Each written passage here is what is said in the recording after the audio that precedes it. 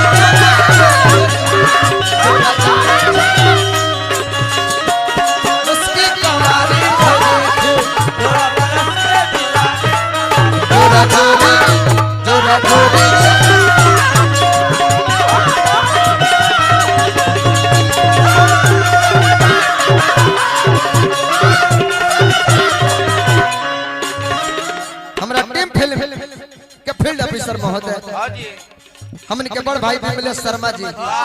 जन हसुआ के पेट ठोके खातिर बड़ा कह मांगत नहीं बाकी डर लागत का जन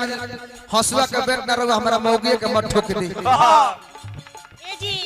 ई बताई कौन लकड़ी के हो जर भर मुट्ठी धरत रही तो बड़ो तो बा सखुआ हो मर लगा बढ़त नहीं के का होता उ ढक ढक करता ऐसे तोरा बुझाते के हाथ में बढ़त नहीं हर के हम पिया है सुकरार हो अपना से अपन को बोझले में गिटार हो अरे जान हम काला अरे बनवला ए बलमुआ अरे जान हम काला अरे बनवला ए बलमुआ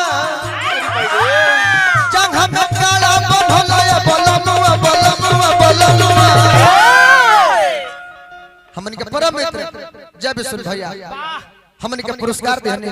अरबा रुपया मत दे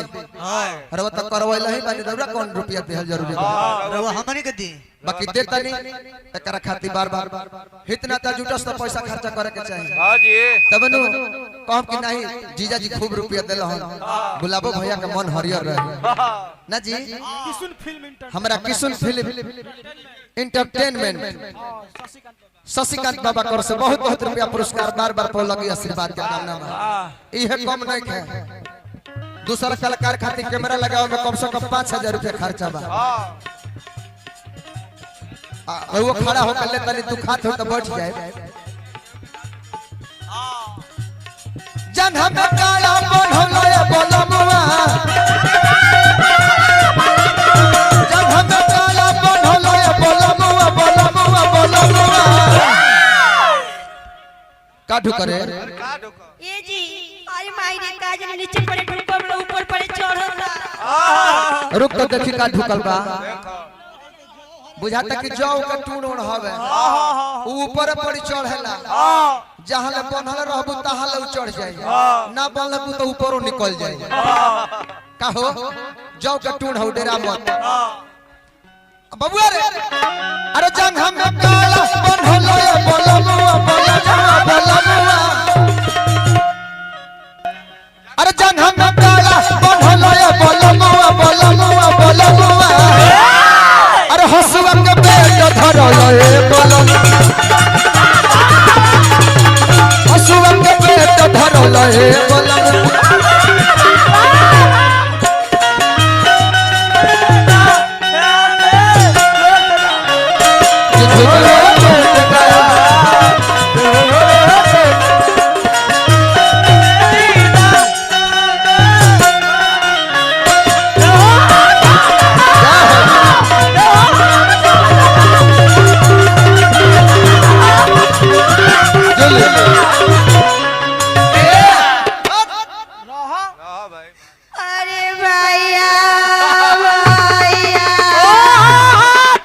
जगह रात में हमारे से खटनी कराता, दिन में काटनी रे भैया। ये सर हवन का आई हम ऐसे आशीर्वाद दे दे जाला बहन धक के गोड़ रोतिया और जीजा का पैसा देतन हमर पैसा भाई होगी कसाई अभी तो राखी बनाई ना देले हैं। हां अब एगो कोई के बाबूआ दूध कट के पहले दूधो पियाई खाली खुला कटोरी नहीं खेले।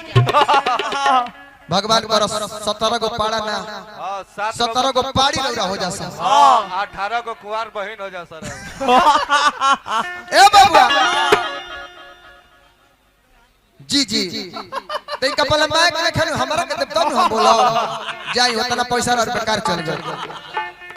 ए बाबूआ तू तो राजा रह खाली कमर पे तू तो राजा रह खाली कमर पे हम थक जात बानी तो नती हो जे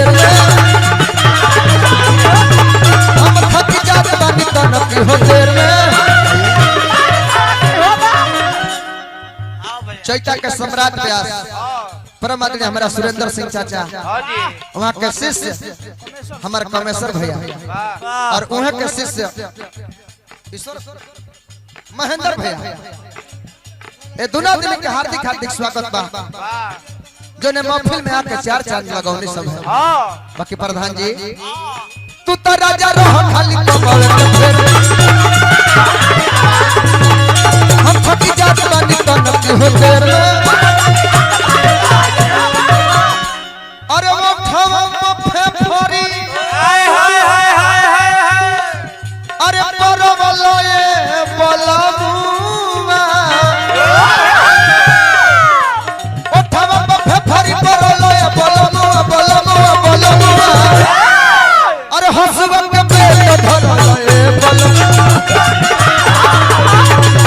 हसुआ के पेट धरलो ये बलबुआ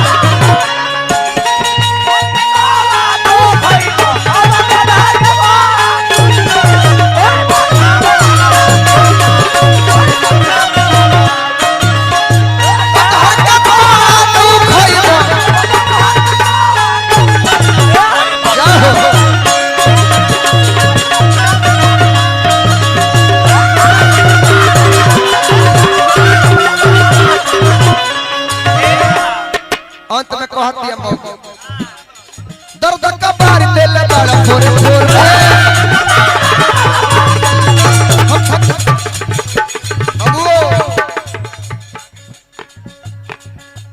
दर्द का बार दिल बड़ा फोर फोर में हाय अब राज धइले भैया चली ओलोता चली जे दुश्मन देख के जरता। हां तो पैसा से बगली हाय देख तो अपना खेत में आगन जाई देख तो रहर झरे झरे हो गइल बा हाय कहिया रहर कटाई रहर झरे झरे भइल बा हां तीसिया तिसिया दांत छियर ले बिया तिसिया के का कहले बारे हम देख तो कहूं के बाल चढ़ के टन टन भइल बा कहिया कटाई के रहिया जरिया बिया लतरिया दर्द फड़ले का बिया बार दिल बड़ा फोर फोर